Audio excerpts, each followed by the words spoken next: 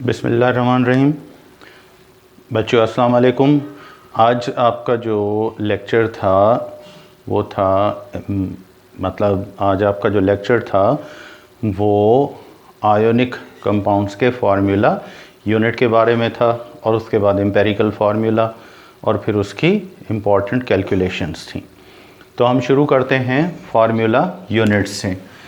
असल में याद रखें कि फार्मूला यूनिट जो है ये हमेशा किसके लिए यूज़ होगा?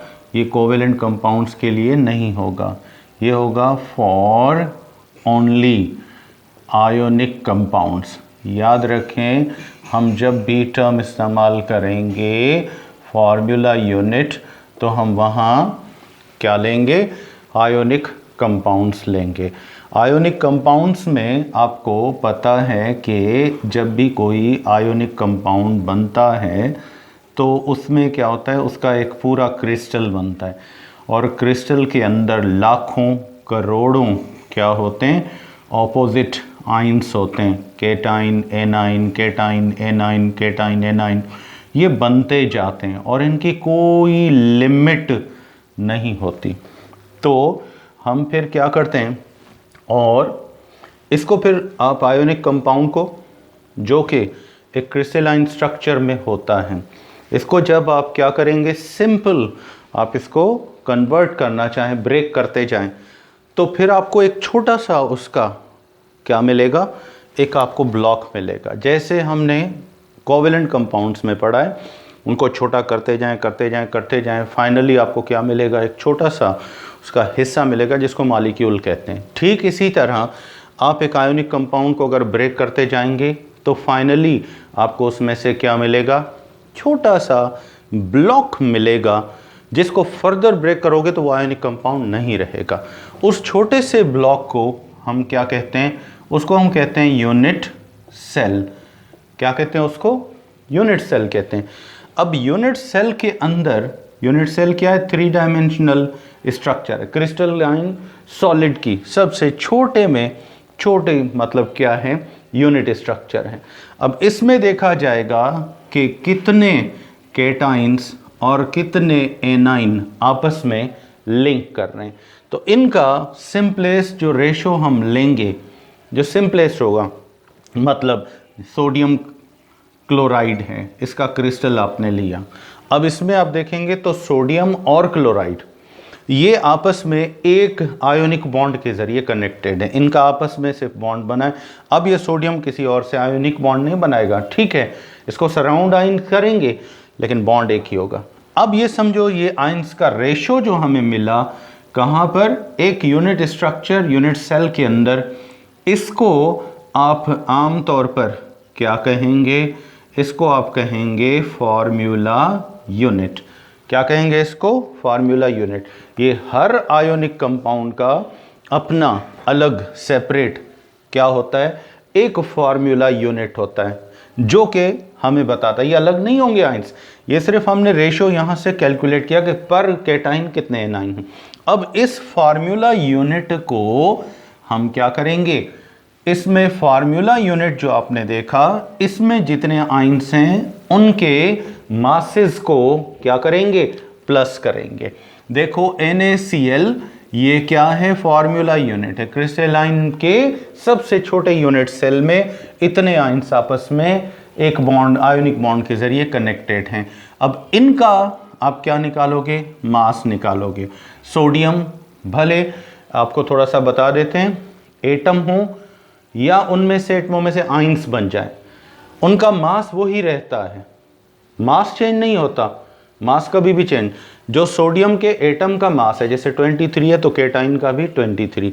क्लोराइड के एक एनाइन का मास जो है वो अगर 35.5 है तो उसके एटम का मास भी वही 35.5 होगा। तो ये याद रखें, आयन का मास और उसके एटम का मास, पेरेंट एटम का मास, ये सेम रहता है। अब देखें, सोडियम है, इसका मास है 23 और आपने क्लोरीन का मास रखा 35.5, तो आपने इसको ऐड किया 58.5 यूनिट वही रखोगे AMU। आयोनिक कंपाउंड्स का मास का यूनिट भी AMU, मॉलिक्यूलर मास का भी AMU अकेले सिंगल आयंस का भी मास होगा तो AMU में होगा। अब ये जो आपने इन आयंस का जो फार्मूला यूनिट के अंदर थे, इनके मास का जो टोटल आपने किया, अब इस मास को आप क्या कहेंगे? अब इस मास को आप नाम देंगे फार्मूला मास। क्या कहेंगे इसको? फार्मूला मास कहेंगे। तो फार्मूला मास आपने कहां से लिया? याद रखें, फार्मूला यूनिट का मास। किसका मतलब? फार्मूला यूनिट्स मास हो गया। याद आ जाएगा आपको? समझ में आ रहा है आपको? यहां तक क्लियर हो गई बात? चलें, तो ये था फार्मूला यूनिट। अब इसमें आपने फार्मूला यूनिट को क्लियर कर दिया, तो अब मैं आपको चंद एग्जांपल्स देता हूं। आपका होमवर्क है इनके, सोडियम और हाइड्रोक्साइड। बताओ ये मॉलिक्यूल है या फार्मूला यूनिट? तो याद रखो, अगर चार्जेस हैं तो आप क्या कहोगे? फार्मूला यूनिट कहोगे। अब देखो ये है H2O, किसी भी एटम पर प्लस माइनस चार्ज नहीं है, तो अगर प्लस माइनस चार्ज नहीं, एटमों का आयंस का ग्रुप है तो फार्मूला यूनिट। एटमों का ग्रुप है तो क्या कहोगे? मॉलिक्यूल। ठीक है, क्या कहोगे? मॉलिक्यूल। अब इसमें से आपने अलग करना है, जैसा कि NH4 इसका आपने मालूम करना है।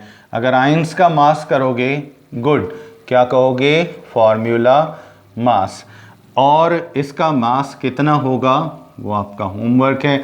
इसी तरीके से कैल्शियम हाइड्रोक्साइड, मैंने +2 दे दिया, इसको OH को -1 दे दिया। बताएं ये क्या है? ये फार्मूला यूनिट है या मॉलिक्यूल है?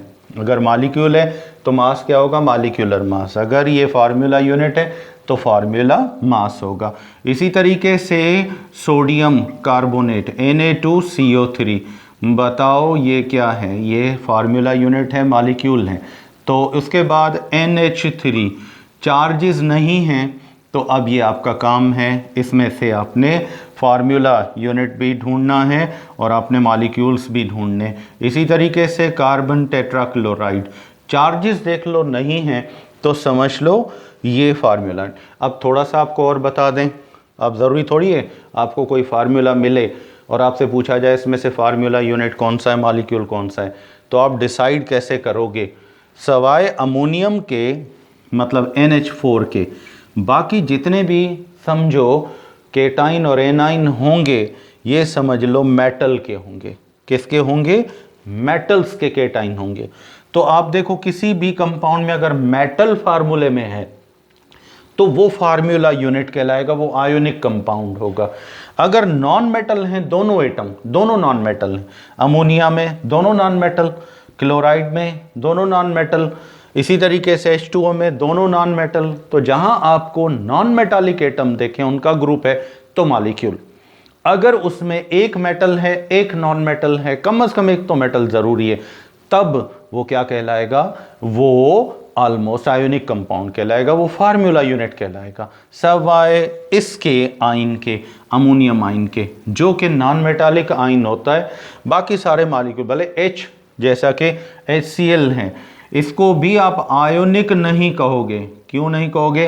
प्रोटॉन आ रहा है और ये क्लोराइड है, तो ये चार्जेस नहीं होंगे। जहां नॉन मेटालिक एटम हो तो आप समझ लें मॉलिक्यूल हैं, जहां में एक मेटल और बाकी नॉन मेटल हो तो इसको क्या कहोगे?